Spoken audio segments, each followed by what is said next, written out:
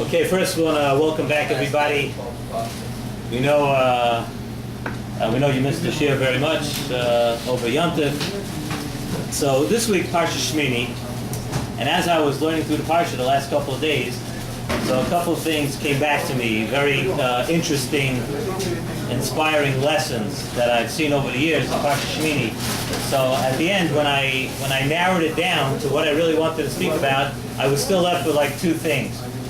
So I had to really try to narrow it down, so I decided to do both of them. So we'll try to fit into the time frame, but two very, very beautiful lessons on this week's Parsha. Parsha starts off, Vayihi Bayoim HaShmini, Kara Moshe li'Aaron u'Levanov u'Leziknei Yisrael. On the 8th day, Moshe called to Aaron, children, and the Ziknei Yisrael. The question is, why did Moshe call all of them? Aaron, his children, Ziknei Yisrael. So Rashi says the reason why Moshe Rabbeinu called the Ziknei Yisrael, knows what place did the Ziknei Yisrael have over there, here now at the Chanukas HaMishkan. Rashi says the reason he called the Ziknei Yisrael was that the people should see that Aaron didn't take the Kahuna Gedolah, that he didn't take his position by force.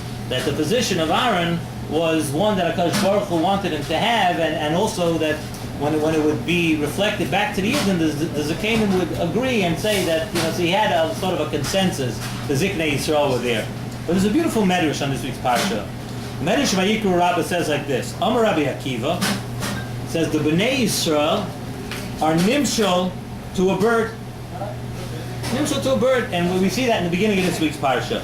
It says just like a bird cannot fly without wings, so too the Bnei Yisrael are helpless without the Zakanim. That's the Mishnah.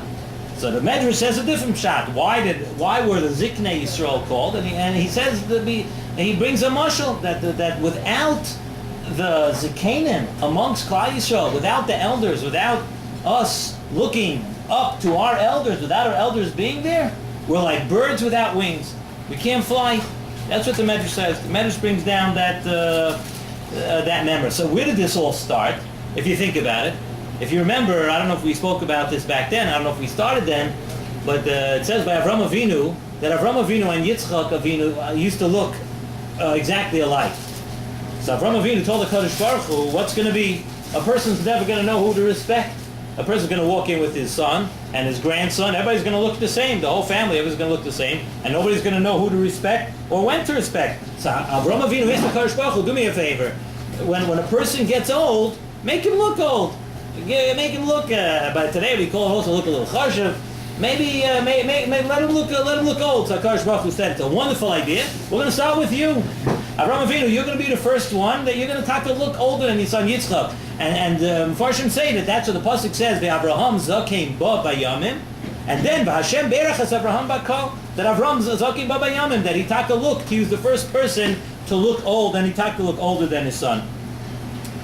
So the question is really, what was Avram Avinu asking here? Let's just look at how this whole idea started. Avram Avinu, was he looking for respect?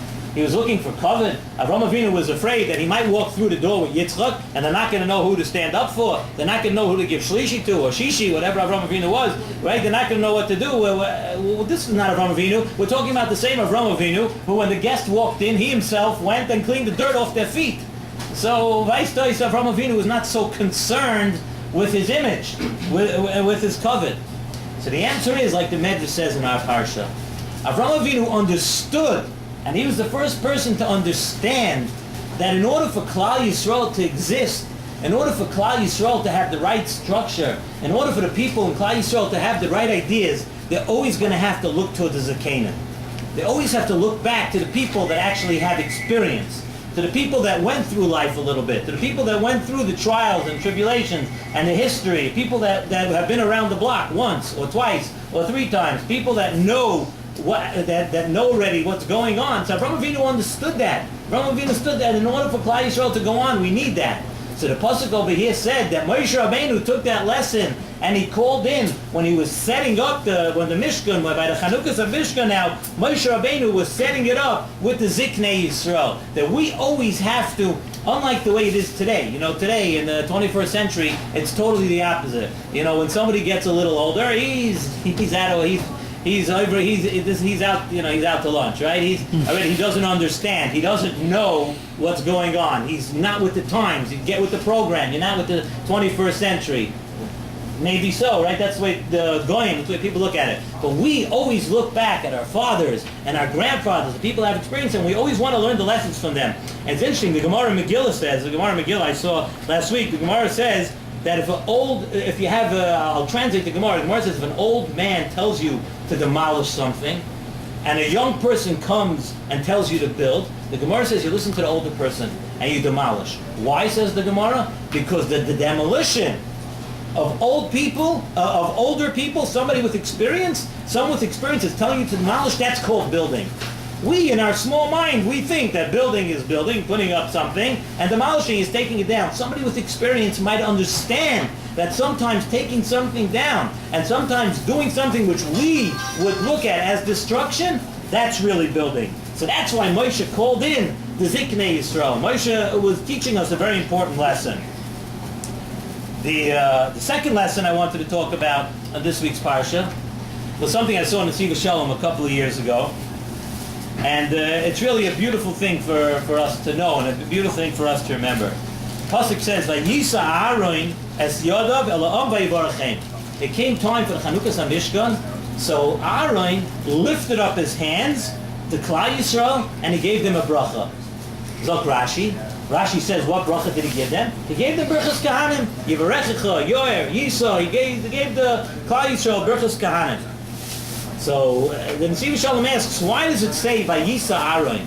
What relevance does it have to us that Aaron lifted up his hands?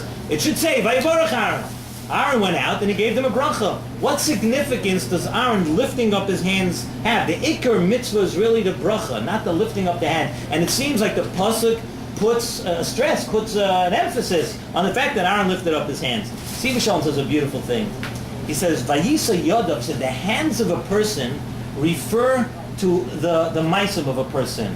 What a person, the essence of a person, what a person does. That's what his hands are. In other words, Maisei Yodav, the things, what he goes out and does, the hands refer to the person, what the person's essence is. What was the essence of Aaron HaKohen? We'll actually get in also. This is the first week of Pirkei Avos, and the Mishnah says in Perek Aleph and Pirkei Avos this week that Aaron, what was Aaron? Aaron was Oiv Shalom, Roidev Shalom, and Mekarvel HaTorah. Aaron's main characteristic of Aaron was that he loved Shalom and he ran after Shalom. Aaron was a person who brought people together as friends. So too, the Yisoid of Mitzvah Berachos Kahanim, if you look in the bracha, the Mitzvah, it says, V'tzivonu levorech es Amay Yisrael b'yahava. It says in the bracha. The bracha says also that you have to do with Ava. And that's taka the midah of Aaron HaKohen. So where does the whole bracha come from? The whole bracha Zach Nesiv Shalom comes. The bracha comes from the Ava that the Kohanim had for Klal Yisrael. When they lift up their hands, they're bringing the characteristics of their great-great-great-grandfather, Aaron HaKohen, and they're lifting it up. And in order for a bracha to be chal in Klal Yisrael, the Kohanim have to have an out of the Klal Yisrael. Zok Nesiv Shalom even more. He says that today, in order for the bracha to work, for Birchas Kahanim, there has to be ava between the people in the call also. If there's animosity amongst the people are talking Lashon Hara about each other. If people don't like each other, you know what you're doing? You're taking away from the effectiveness of the entire bracha of the entire call. So if you're standing there and you're inside a shul and Dr. Nesiv Shalom and you're a Baal Lashon Hara and you have kindness on someone else and you're not happy, you're taking away from the actual bracha that the entire tzibur could get. Why? Because the whole bracha is totally in Ava. So why? So let me ask you, if that's the reason we're doing, why does it say Asher Kiddushanu b'Kedushasei Shel Aaron, not Asher Kiddushanu b'Mitzvaysav? The bracha should say, well, anyone who's a Kohen knows, you say Asher Kiddushanu b'Kedushasei Shel Aaron. So that's the answer why we say that. We say b'Kedushasei Shel Aaron because yes, it's a mitzvah, and yes, the bracha could be Asher Kiddushanu b'Mitzvaysav, but b'Kedushasei Shel Aaron teaches us the main point of the bracha. The main point of the bracha is that there has to be achdus and ava among Klal Yisrael in order for the bracha to be chal. We should talk bizoicha, all of us. If you take a look at what Rashi brings down, that afterwards the Moshe and Aaron went out and gave a bracha to the entire Klal Yisrael. And then we should talk all bizoicha to bracha. It says the bracha was b'hinayim Hashem Elokeinu Masidenu, and also Yirotzoin Shetishra Shchinosoi. There's Tishra Shchina B'Mas Yidechem, that we should talk all be bracha to that, and we should understand that aside from the bracha of Shetishra Shchinoscha, we should also have the bracha of Aaron HaKoyin, and we should understand that we're the ones who actually bring out the bracha by having an ava for Achaver, by having an ava for Klal Yisrael. Go ahead.